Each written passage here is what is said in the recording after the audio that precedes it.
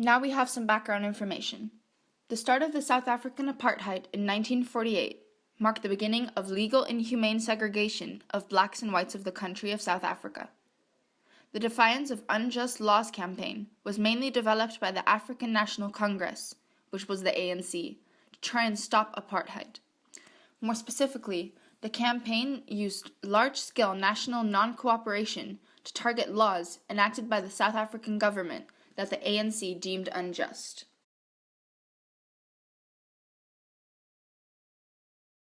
Was really intensifying the repression. There were laws of discrimination in public places, in education, in residence. We couldn't sit on a bench that was not labelled non-white. We had separate schools, we had separate playing fields, we had separate graveyards. The Defiance campaign was created on April 6, 1952, when the white South Africans celebrated Jan van Riebeeck's arrival, and the ANC and SAIC called on black South Africans to look at the day as a national day of pledge and pride. This is when many blacks boycotted the festivals. There were rallies held, and volunteers went to jail for defying unjust laws. These volunteers went to jail for not carrying their passes, violating the curfew, and entering locations in public facilities whom were not designated for one race. After this, on the 26th of June, the Defiance campaign was actually set to start. Because of the 6th of April in 1952, the Defiance campaign was created.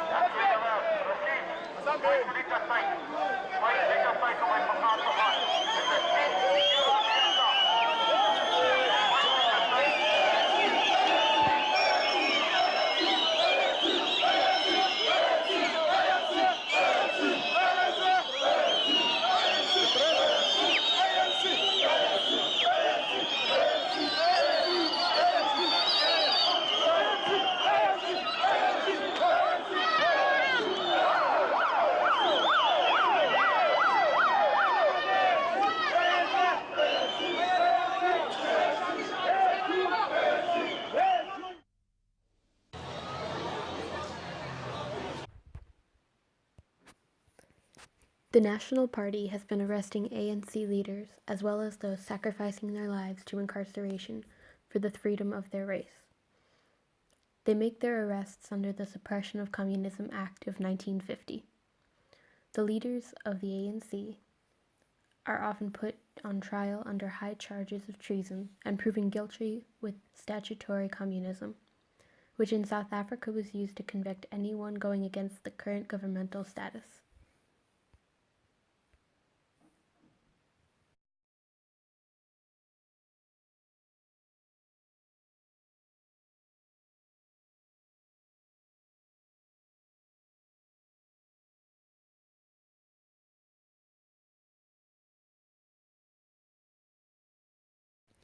Thankfully, we have received aid from countries like the United States. The American government has sent aid and sanctions to South Africa against our white minority government. The people of America have supported us through raising awareness and taking part in protests in South African embassies in the U.S.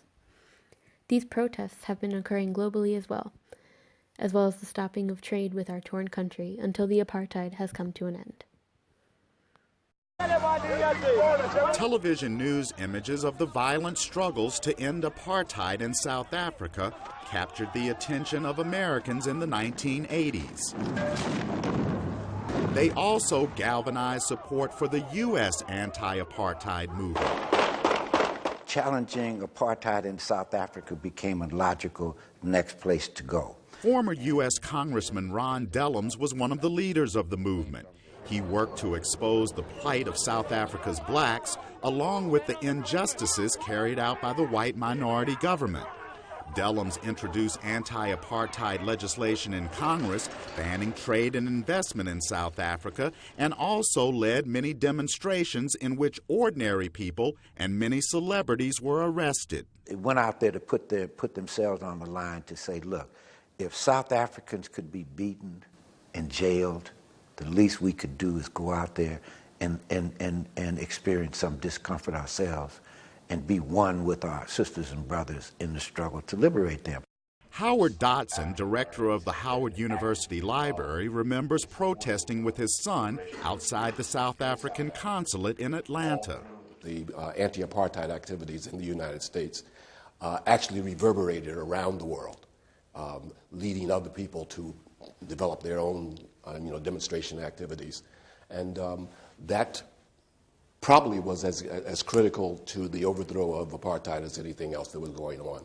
Students also protested on university campuses, calling on schools and corporations to get rid of their investments in South Africa.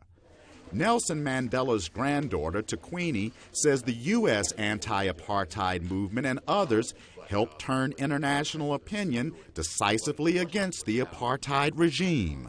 My grandfather and the Walter Sisulus of this world really appreciated that, because they realized that without the support outside, they wouldn't have necessarily been successful in dismantling apartheid. In 1986, Congress approved a law imposing tough U.S. economic sanctions against South Africa. President Ronald Reagan opposed the measure and vetoed it, but days later, lawmakers overrode his veto. Former Republican Senator Richard Lugar supported the sanctions. This led the South African government, I believe, to reconsider its policies, not immediately, but certainly under the dent of the difficult sanctions that were there. And it led to the freedom for Nelson Mandela. Apartheid ended in 1994, and Nelson Mandela was elected South Africa's president.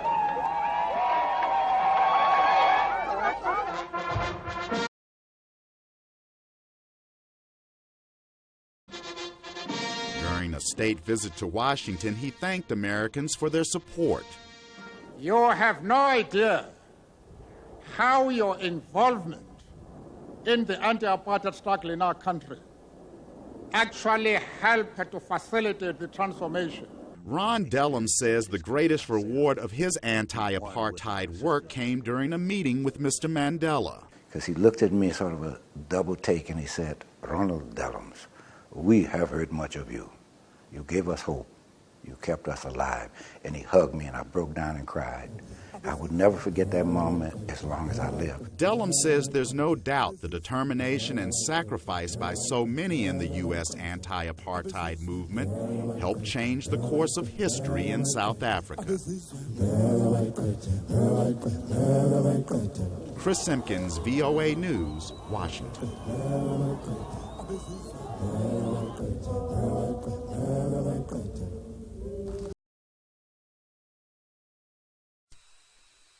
Sisileleli